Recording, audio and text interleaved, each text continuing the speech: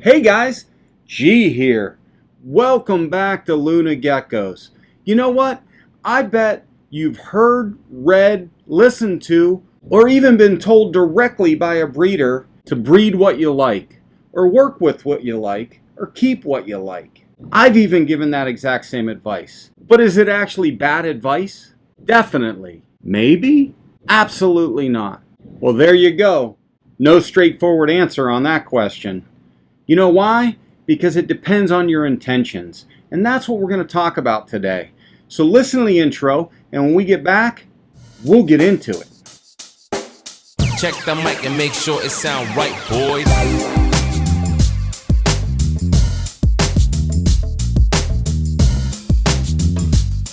All right, we're back.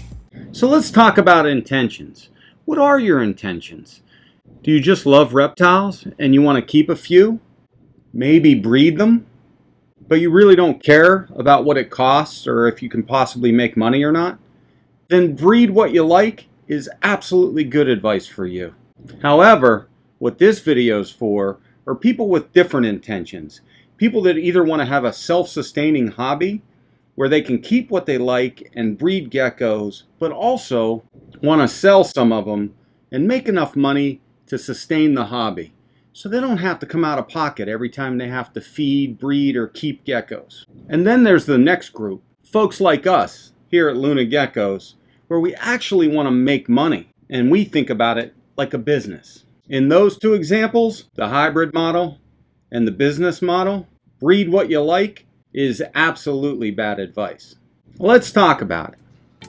Now, for both of these examples, we're going to refer back to a recent video we did here on the channel, how to start a leopard gecko business for $1,000. In that video, we used setup examples, feeding examples, supply examples, and that grand total came to $500. So we're going to use that exact number in today's example because it doesn't matter if you're keeping a $100 gecko or a $1,000 gecko. Setup, feeding, supplies are all basically the same. So let's just stick with that straight $500 number for both of these examples. And when you get a chance, watch that whole video. So we're going to use two different examples. We're going to get a 1-2 group of $100 geckos, and we're going to get a 1-2 group of $1,000 geckos. So we're going to spend $300 and we're going to spend $3,000. 10 times as much money. And we're going to let the math do the talking. So let's say you go out and get 3 $100 geckos. 1 male, 2 females for a 1-2 group. You like normal. So you just pick up 3 of these pretty wild type, normal looking leopard geckos. $100 a piece. Total spend, $300. Now they're great. They're gorgeous. They act just like expensive geckos. They're just not that expensive. But just like the example we used in how to start a leopard gecko business for $1,000, let's say in the first year, those 2 females each produce 6 babies. You have 12 hatchlings. You got to sell them. Now let's say the supply has increased, maybe the demand has decreased for that particular morph, and maybe you're not as well known as the person you bought them from for $100. Or any combination of those 3 things. And just for this example, let's say that you now have 12 babies and you can't sell them for $100.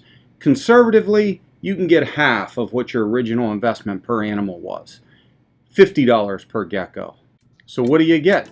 You spend $500 on your rack, food, supplies. You spend $300 on your geckos. You produce 12 babies. You sold all 12 babies for $50 a piece. You made $600. Year 1. Cost $800, made $600. That's a $200 loss. Not a very good business model. How about example 2? $1,000 geckos. Like these. So you go out, you get a 1-2 group, 1 male, 2 females, $1,000 a piece. Exact same scenario as before. You're gonna breed them. Now your setup cost was the same, just like the other example, $500.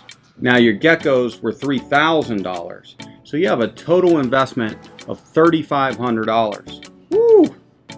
Big difference from your $800. But just like in the other example, you produce 12 babies. Each female, 6 babies. What do you get? You had a $3,500 upfront cost. You produced 12 babies, just like before. Maybe supply is increased, demand is decreased, or you're not as well known as the breeder you purchased them from, or any combination of the three, and you can't get 1,000. You can only get 500. $500 times 12 babies, $6,000. That's right, $6,000 if you sell all of them for half of what you paid for the adults. So you spent $3,500, you made $6,000. That's a profit of $2,500 in year one. It's a 71.4% return on investment. A lot better than losing $200, like in the first example. But there's a lot more risk, and that's generally the case in business. Reward and risk are generally linked. You have to take risks in order to get reward. So you can work with what you like, but it's probably a good idea if you intend to break even or potentially make money to not only work with what you like, but work with what other people want and are willing to pay for. Because it's the exact same amount of work to raise 12 $50 babies as it is to raise 12 $500 babies. They eat the same, they poop the same, they require the same amount of cleaning, the same amount of food, the same amount of supplements. They're the same. So your time to lose 200 or make 2,500 is exactly the same. So I'm not saying don't work with what you like. I'm saying you should think about it from a bigger picture standpoint. Imagine you were passionate about cell phone repair. I don't know why you would be, but thank God somebody is. But imagine if you were only passionate about repairing BlackBerries and you opened a business 100% dedicated to BlackBerry repair. You're not going to be that busy. Heck, a lot of people watching this don't even know what a BlackBerry is. You can look it up. They used to be cool. So that's a good example of taking your passion and making sure that it's broad enough that other people appreciate it and want it. But you might ask, why can't I just sell my $50 geckos for $500? Because no one's going to pay $500 for a $50 gecko. It's really basic economics. It's all about supply and demand and the price elasticity curve. This isn't an economics lesson. This is a breeding geckos lesson. Maybe we'll cover economics another time. But another good piece of advice, diversify. That's right, not just diversification within a particular species. Leopard geckos as an example. Sure, diversification could be different morphs, different genes, different traits. That's diversification. You should also diversify to different categories. As an example, here at Luna Geckos, we work primarily with leopard geckos, but we also breed African fat tails. Why do we do it? Well, we love African fat tails, but it's about diversification. Fat tail care, pretty much the same as leopard geckos. Big difference? Breeding season.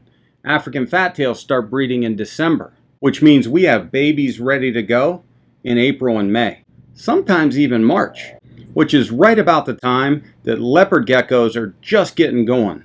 Eggs are starting to be laid. A few babies are starting to hatch, but the bulk of the leopard gecko hatchings really don't occur until June and July for us.